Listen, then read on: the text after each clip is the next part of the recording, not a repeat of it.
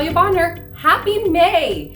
Today we're going to be stitching the Morning Star quilt block. This block was so much fun for me to machine quilt, and I'm excited to share it with you today. So today the thread that I'm going to be using on the top, I'm using So Fine thread. The color that I'm using is color number 402. On my bobbin, I'm using bottom line color number 624. That's really my very favorite thread combination, but I do love a lot of those So Fine and bottom line threads. We do have those threads available for purchase over on our website, peaceandquilt.com. So today, like I said, we're going to be stitching out this Morning Star block. When you get your block stitched out, make sure you do share it over in our Facebook group, Let's Stitch a Year of Stars. Let's get stitching.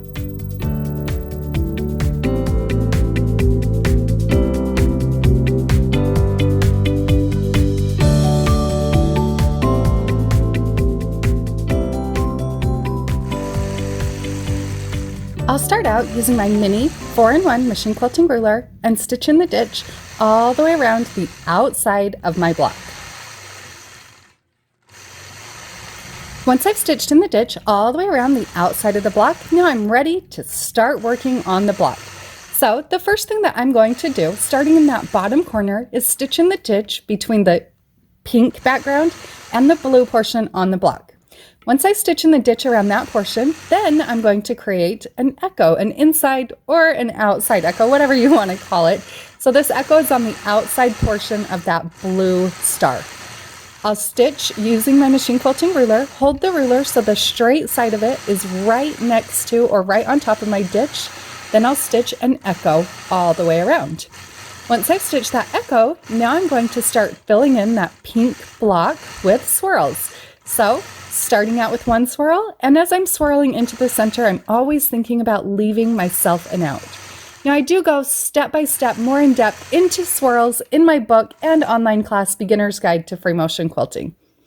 Once I've completed that section, now I'm going to travel up the ditch just a little bit and repeat the same process, starting out by stitching in the ditch, then moving in 1/4 of an inch, adding that inside echo, and then adding swirls. I love these swirls. So when I'm quilting a design like this, yes, obviously I could have gone through and done all the stitch in the ditch work first. Then after that, I could go through and do all of the echo quilting and then all the fillers. However, just my personal opinion, I love instant gratification. I think a lot of us do. So if I start out and work in just one little block at a time, I get that gratification and I also get to see what it's going to look like. And I know for sure that's the design I want to quilt there. So from there, I'll continue on stitching in each of those outside blocks, starting with that stitch in the ditch, the echo, and then stitching the swirls.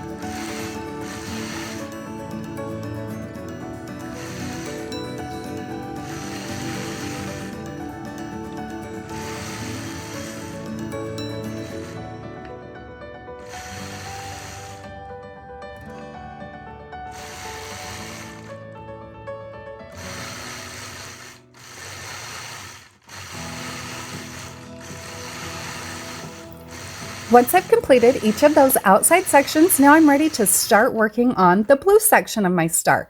So I start right on the outside, traveling in just 1/4 of an inch, and I'm going to add an echo all the way around the outside, inside portion of this star. As you can see here, this echo is 1/4 of an inch on the inside. So I hold my machine quilting ruler, so the side of that ruler is right next to or right on my ditch, and then from there I just work my way around.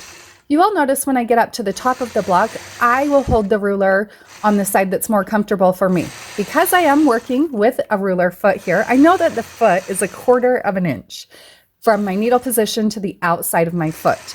Because of that, sometimes I'll just hold my ruler closer to my body where it's more comfortable and watch and make sure that the side of my foot is right against that seam.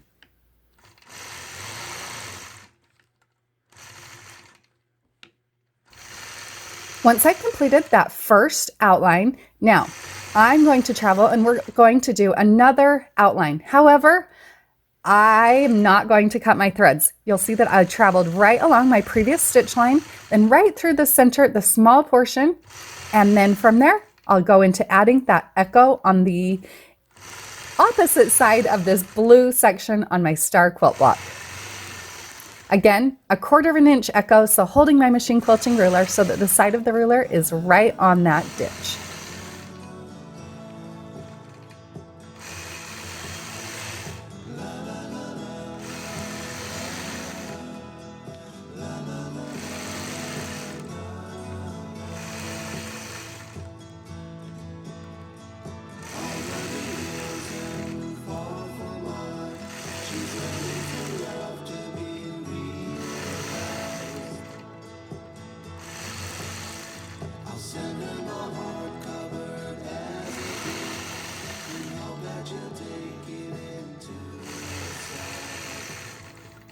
Once I've completed that section, then you'll notice that I will just continue stitching a short distance, traveling now where I'm going to stitch in the ditch around the outside of that center star. So this is dividing the white triangles from the blue portion on the star.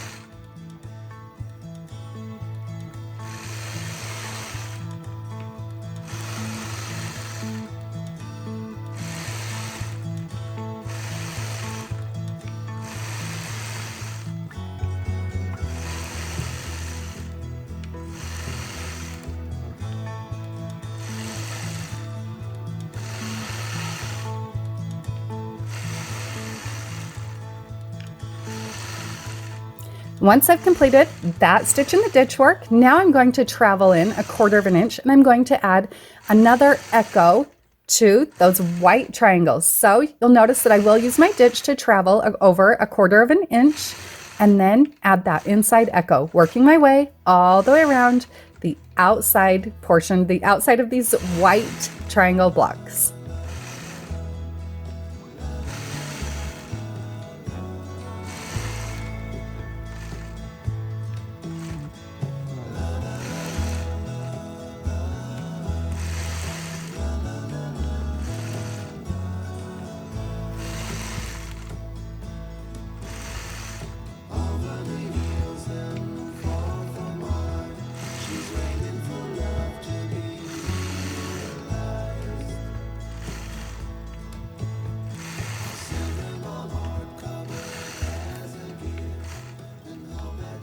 Once I've completed that echo, now I'm going to travel and I'm going to stitch in the ditch all the way around the outside of that center pink block. Now, in each of these triangles that I've filled in, added that echo, we're going to tie what we did on the outside of the block, that echo with the swirls. We're going to stitch that again here in each of these. So it's going to be a pretty small swirl. This is little. I start out by swirling, adding a little tail or a little echo, and then continuing on to the next one. I'll repeat this process in each of those white triangles.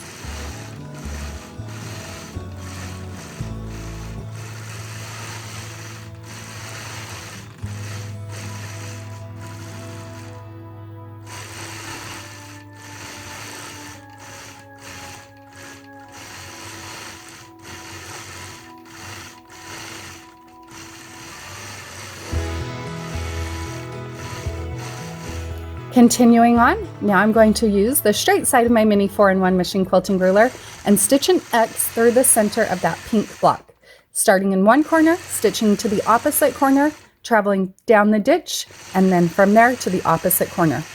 Once I've stitched that X, now I'm going to adjust and use the medium size curve on the mini 4-in-1 machine quilting ruler and stitch point to point curves from the outside to the center all the way around all 4 sides of that center X.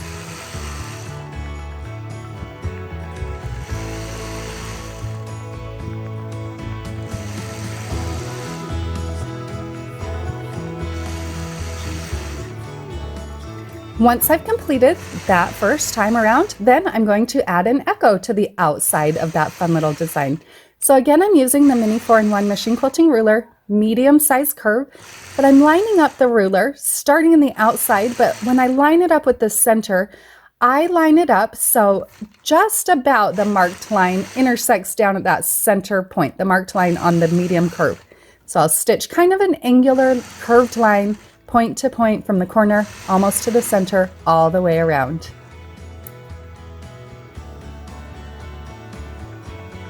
I hope you all found just a little bit of inspiration from today's blog. Make sure to stop back in. If you do want another version, make sure you do check out our Patreon page, or I'll be back on the 1st of next month with another fun design.